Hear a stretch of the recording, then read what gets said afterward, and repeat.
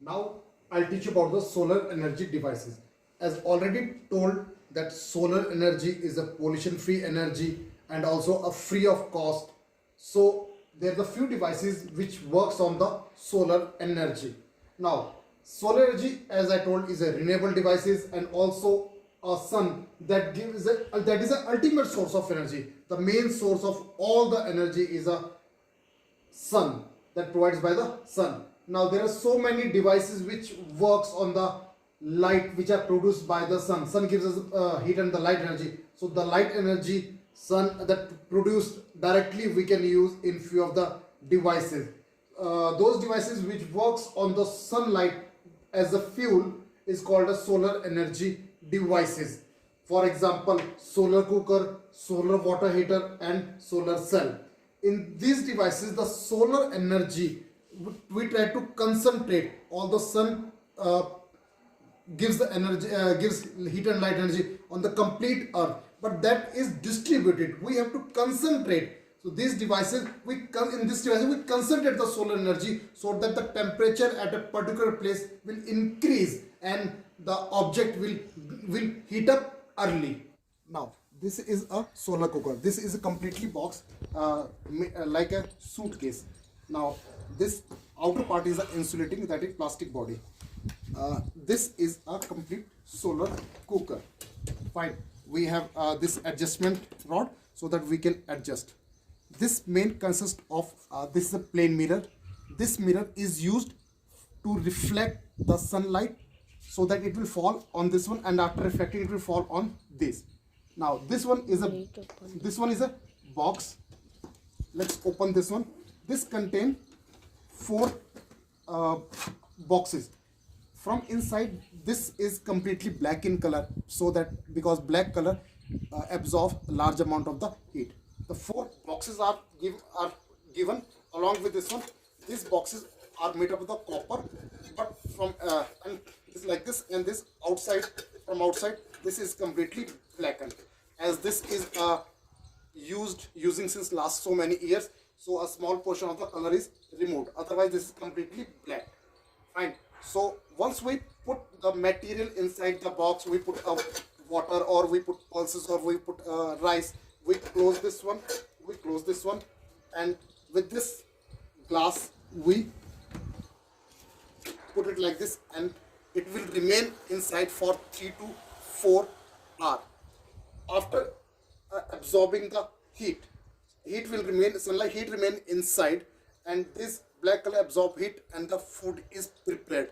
One of the more important thing is this: the nutrient of the food will not get waste. The nutrient will remain good, because the food is prepared at comparatively low temperature as we put prepare on a gas. So this we can use after, for example, we have to check that whether food is cooked or not. We can open. This is a lever is given so that we can put, and then we can see whether the food is cooked or not. Yes, it takes 3 to 4 hours for the rise of temperature from normal temperature to cooking temperature, that is from 100 degree or 120 degrees Celsius. Now, just now I shown you the solar cooker and how it works. One thing, remember that there is the advantage and the disadvantage of this solar cooker also. The main disadvantage is we cannot use it in the night time. We cannot use it on a cloudy day or a rainy day. And also one main thing is the main important, the time taken by the food to be cooked is quite long. These are the disadvantage. Where the advantage is this: the main nutrients of the food that remain inside the food, that will not get waste, because the food cooks at a low temperature as compared to the gas. Also it use the sunlight as a fuel, which is free for us, and secondly it's also a clean fuel. It doesn't produce any pollution. Thank you. One main important disadvantage I forgot to tell you, that is that solar cooker cannot be used for frying purpose or baking purpose, and also cannot be used for preparing chapati, as this thing need high temperature. In this video I'm going to tell you about the solar cells. Solar cells are basically those devices which converts sunlight energy into electrical energy. This solar cell is basically made up of a silicon. Mainly we use silicon in this one. This is made up of a type of two sandwiches as kept in between. This is a top. This one is consists of a silicon plus boron, and lower part consists of a silicon plus arsenic. Now two wires are also soldered, that is attached in the one is the upper part, one is the lower part for the flow of the current from one part to another part. Now the working of this solar cell is, when sunlight will fall on this one, on the one part of this one, if we say this one part, if the sunlight is fall, what will happen? The free electrons, they get energized and they start moving towards the lower part. So as a result, the transfer of the heat, the electricity is passed as an electron pass. So what's the electricity? That is the flow of the electron. Now single cell of this single solar cell is not going to produce that much electricity. Single cell produce a very small amount of the electricity. So what we do, we make a solar panel. What is a solar panel? That is basically consists of so many small solar cell on each part. This will attach, and behind that one each solar cell are attached to each other by the silver lining, or you can say silver wire. Through this, because why silver? Because silver is the best conductor of the electricity. So as a result, when this complete solar cell, so many solar cells we use, so the amount of the heat energy absorbed by the solar cell will be more, and as a result, what will happen? The more current will be passed through that one and more electricity is produced. Now one single cell produce 0.5 volt of the potential difference. So that's why we need more cell. We need more cell, and we need more cell. That is, we need a solar panel. We need a solar panel. Now, as I told, that solar panel behind all the solar cells, they are connected with the silver. Silver is one of the best conductor. Although by using silver, it becomes expensive, but overall efficiency of the solar panel will be raised, so that it will work in a better manner. Now one more thing, this energy we store in a battery, which can be further used for tube light, for bulb, for watching TV, for playing radios, and you may charge your mobile. For many reasons they are using. Now one more thing, again, this is the main thing, as I earlier told, this is a pollution free. So that's why one more thing, this solar cell is basically can be used in those remote areas which are far away or at a great height, where taking the transmission of the electricity cannot be work, or will become more costly. In those cases, these solar panels are very useful to us. Now what are the main advantage? Same point: pollution free, that is eco, no maintenance charge,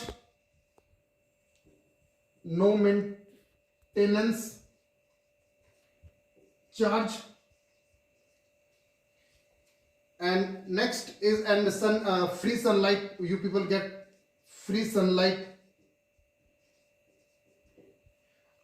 There is some disadvantage also. For them. The main thing is being as we use in silver, so it is very expensive. Will not work during night, because we need sunlight and also it will not that much work when we have a cloudy day or rainy day. But the great advantage is this: government gives the subsidy for this one, for the solar panels, so that people will utilize more. Nowadays government also providing you a little bit free, a little amount in they give the subsidy in your electricity bill.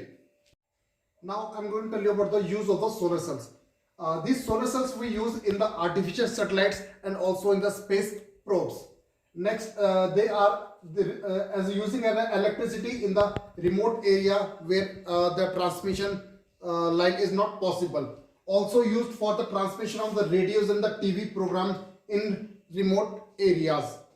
Next, this solar cell also used in lighthouse for electricity at a seashore, so that ship will not go in an extreme corner. Fifth, that also used as operating the traffic signals and the street light in remote area or in the villages at the chalk. Now I'll tell you about a biomass energy. What is a biomass energy? As the word says, bio means living, mass means material, whatever we get from the living organism. Now what is a biomass? That is the dead parts of the plants, trees and the animal waste. Biomass that contains chemical energy in the form of the carbon compounds, because when plant prepares their food, they store their energy in the form of the carbon compounds, and then when those plants are eaten by animals, they also get a carbon compounds, and whatever the animal waste that comes out, that is also a carbon compound. Now in biomass, biomass is a renewable source of energy. Biomass is a renewable source of energy. Source of energy. See, we get the renewable source. We in this one renewable source we have a plants. As more and more plants we grow, more and more material we will get, and as more and more animal will get, we have so more waste will get. So this is a renewable source of energy. Under this category we'll talk about a wood, dry wood, that is also a renewable source of energy. Yes, because more and more trees will put, then more and more wood we will get. So that's why wood is also a form of this biomass energy. Under biomass energy we will talk about a biomass fuel, that is wood, and the charcoal. Charcoal basically we get from the wood. Now as wood is a biomass, it is used as a fuel directly for heating water, for cooking food. The traditional use of this is that they in olden days they prepared the food by using directly with the help of wood, but it has some disadvantage. It has some disadvantage. Main is it's cause pollution. It's pollute our environment because a lot of smoke is produced. Then the second is its calorific value is low. Calorific value is low. Its calorific value is 17 kilojoule per gram. It means if 1 gram of the wood is burned, then only 17 kilojoule of the energy is required. Also it causes pollution. As I told earlier also, wood is a renewable source of energy. We have to plant more and more trees to get more wood. But whereas charcoal we get from a wood. Charcoal we get from a wood. Now I'll tell you how. When we burn the wood in a limited supply of wood, burning of wood in limited supply of oxygen,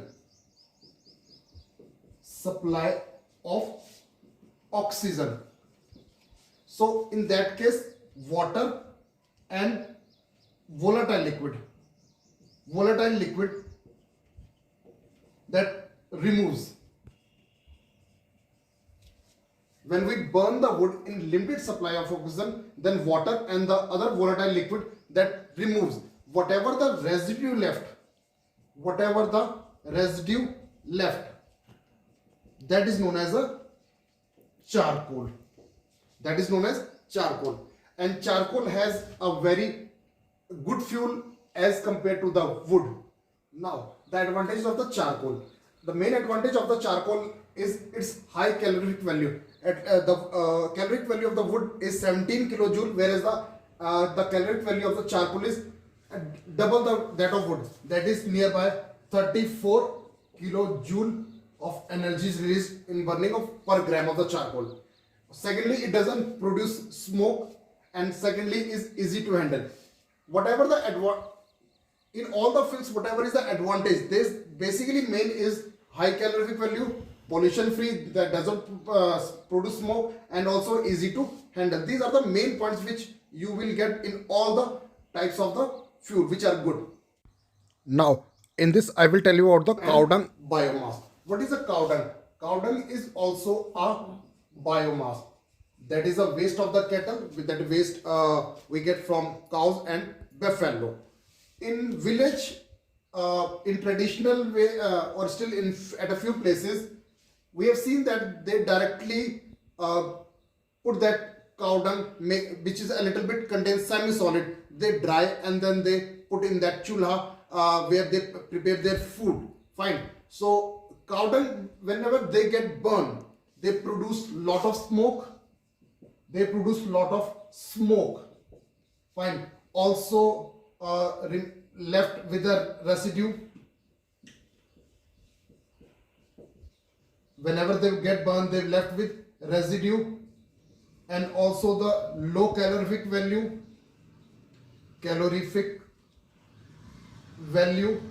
and also they also contain a chemical. The waste of this that cow dung, they contain a chemical that is nitrogen and phosphorus.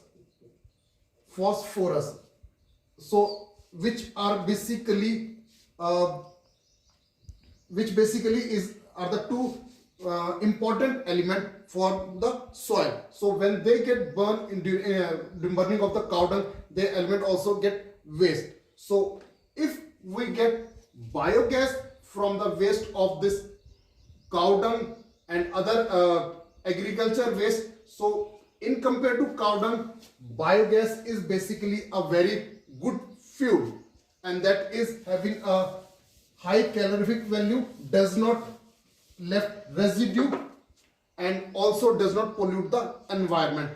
Biogas mainly contain methane plus hydrogen and plus hydrosulfide, compound of hydrogen and sulfide. Hydrogen plus sulfide. Hydrogen and sulfide also contain a very small amount of the carbon dioxide.